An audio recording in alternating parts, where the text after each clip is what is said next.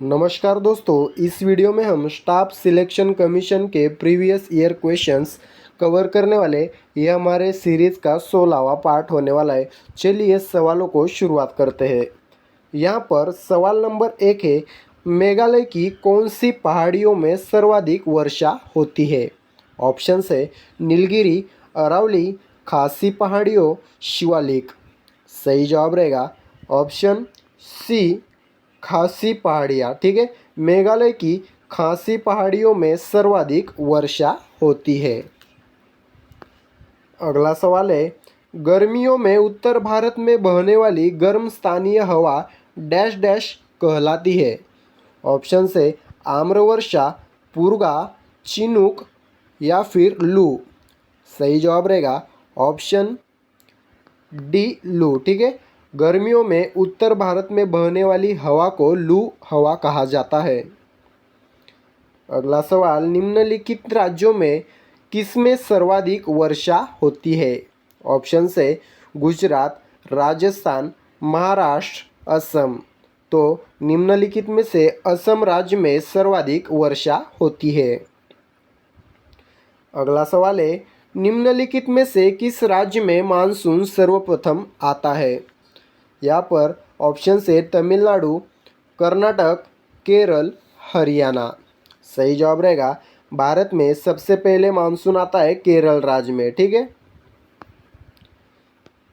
अगला सवाल, बक्सा टाइगर रिजर्व निम्नलिखित में से किस राज्य में स्थित है? ऑप्शन है झारखंड, असम, पश्चिम बंगाल, ओडिशा। सही जवाब रहेगा ऑप्शन सी, पश्चिम बंगाल। बक्सा टाइगर रिजर्व निम्नलिखित में से पश्चिम बंगाल राज्य में स्थित है। अगला सवाल, भारत के किस हिस्से में ठंडी पर्वतीय जलवायु पाई जाती है? ऑप्शन है उत्तरी, पश्चिमी, पूर्वी, दक्षिणी। सही जवाब रहेगा ऑप्शन ए, उत्तरी। भारत के उत्तरी हिस्से में ठंडी पर्वतीय जलवायु पाई जाती है।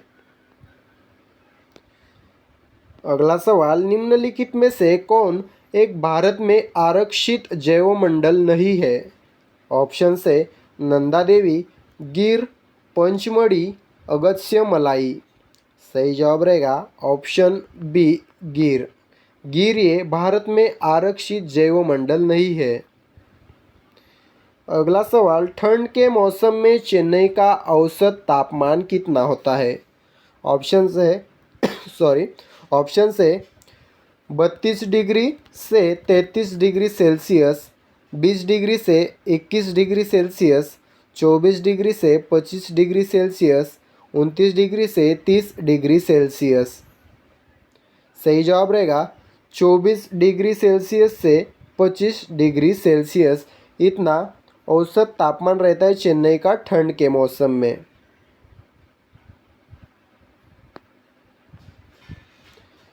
अगला सवाल है, निम्नलिखित में से कौन सा मस्तिष्क का भाग नहीं है? ऑप्शन है मेंड्यूला, थैलेमस, पॉन्स, पिन्ना। सही जवाब रहेगा ऑप्शन डी, पिन्ना। ये मस्तिष्क का भाग नहीं है। अगला सवाल, निम्नलिखित में से क्या मादाओं का प्राथमिक यौनांग है? ऑप्शन है अंडाशय, डिंबवाही नलिका, गर्भाशय, योनि। सही जवाब रहेगा ऑप्शन ए, अंडाशय।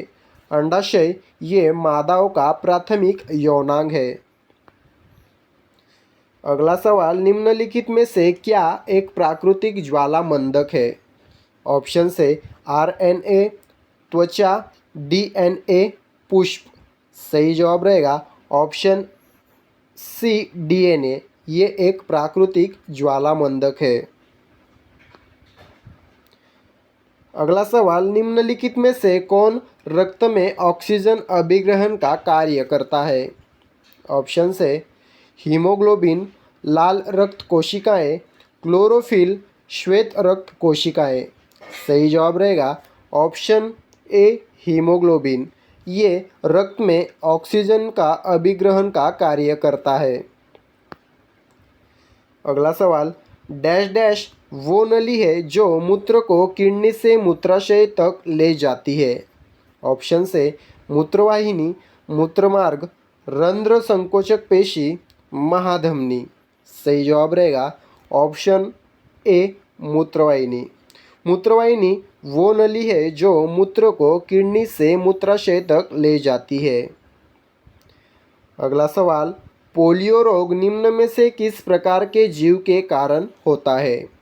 ऑप्शन से प्रोटोजोआ, जीवाणु, कवक, विषाणु। सही जवाब रहेगा ऑप्शन डी, विषाणु। पोलियो ये जो रोग है वो विषाणु के कारण होता है। अगला सवाल, इनमें से कौन सा मानव शरीर का उत्सर्जक अंग है? ऑप्शन से मस्तिष्क, त्वचा, हृदय, मांसपेशियाँ। सही जवाब रहेगा ऑप्शन बी, त्वचा। त्वचा मानव शरीर का एक उत्सर्जक अंग है। अगला सवाल, निम्नलिखित में से किसमें साइट्रिक एसिड विद्यमान रहता है? ऑप्शन से काले चने, दही, नींबू, इमली। सही जवाब रहेगा ऑप्शन सी, नींबू। नींबू में साइट्रिक एसिड विद्यमान रहता है। अगला सवाल, ग्रीक लेखकों द्वारा अग्रमीज या जेंड्रमीज किसे कहा गया है?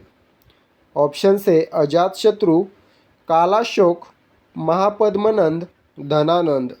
सही जवाब रहेगा option D, Dhanananda. Dhanananda. Greek या फिर यूनानी लेखकों द्वारा अग्रमीज या फिर जेंड्रमीज धनानंद को कहा गया है। अगला सवाल, कंटक शोधन नामक न्यायालय का प्रचलन डैश डैश साम्राज्य में था? ऑप्शन से कुषाण, मौर्य, चोल, राष्ट्रकूट। सही जवाब रहेगा ऑप्शन बी, मौर्य। कंटक शोधन नामक न्यायालय का प्रचलन मौर्य साम्राज्य में था। अगला सवाल, सम्राट अशोक निम्नलिखित में से किस मौर्य शासक के पुत्र थे? ऑप्शन से बिंदुसार, चंद्रगुप्त, कनिष्क, समुद्रगुप्त। सही जवाब रहेगा ऑप्शन ए, बिंदुसार। सम्राट अशोक बिंदुसार मौर्य शासक के पुत्र थे। अगला सवाल, तोल्काप्पियर डैश डैश भाषा के एक प्रसिद्ध प्राचीन वैयाकरण है। व्याकरण, यहाँ पर टाइपिंग मिस्टेक है, व्याकरण, ठीक है। तोल्काप्पियर डैश डैश भाषा का एक प्रसिद्ध प्राचीन व्याकरण है। ऑप्शन से तमिल, कन्नड़, तेलुगु, उड़िया। सही जवाब रहेगा ऑप्शन ए, तमिल। तोल्काप्पियर ये तमिल भाषा का एक प्रसिद्ध प्राचीन व्याकरण है। अगला सवाल, निम्नलिखित में से किसे देवनामप्रिय के नाम से जाना जाता है? ऑप्शन से अशोक, अमोघ वर्ष, कनिष्क, खारवेल। सही जवाब रहेगा ऑप्शन ए, अशोक। अशोक को देवनामप्रिय के नाम से जाना जाता है। अगला सवाल, तमिल महाकाव्य सिलप्पदिकारम का लेखन किसने किया? ऑप्शन से सतनार, अव्वैयर, तिरुवल्लुवर, इलंगो आदिगल। सही जवाब रहेगा ऑप्शन डी, इलंगो आदिगल। इलंगो आदिगल ने तमिल महाकाव्य सिलप्पदिकारम का लेखन किया है। अगला सवाल, निम्न में से कौन सा तत्व धम्म में वर्णित नहीं था? ऑप्शन से दान पुण्य, माता पिता का आज्ञापालन, मातृभाव, संघ के प्रति आस्था। सही जवाब रहेगा ऑप्शन डी, संघ के प्रति आस्था। संघ के संघ के प्रति आस्था ये जो ऑप्शन है ये तत्व धम्म में वर्णित नहीं था। अगला सवाल, निम्नलिखित में से कौन से स्तंभ शैलकर्तित स्तंभों को दर्शाते हैं? ऑप्शन से फारसी स्तंभ, अकामिनियन स्तंभ, मौर्य स्तंभ, गोथिक स्तंभ। सही जवाब रहेगा ऑप्शन सी, मौर्य स्तंभ। ये मौर्य स्तंभ जो है वो शैलकर्तित स्तंभों को दर्शाते हैं। दोस्तों इस तरह से हमने एसएससी की प्रीवियस एग्ज़ाम्स में पूछे 24 क्वेश्चन यहाँ पर कवर किए हैं। अगर क्वेश्चंस अच्छे लगे तो वीडियो को लाइक और शेयर ज़रूर कीजिए, साथ ही हमारे चैनल को सब्सक्राइब भी ज़रूर कीजिए। मिलेंगे अब अगले एपिसोड में, तब तक के लिए रुकते धन्यवाद।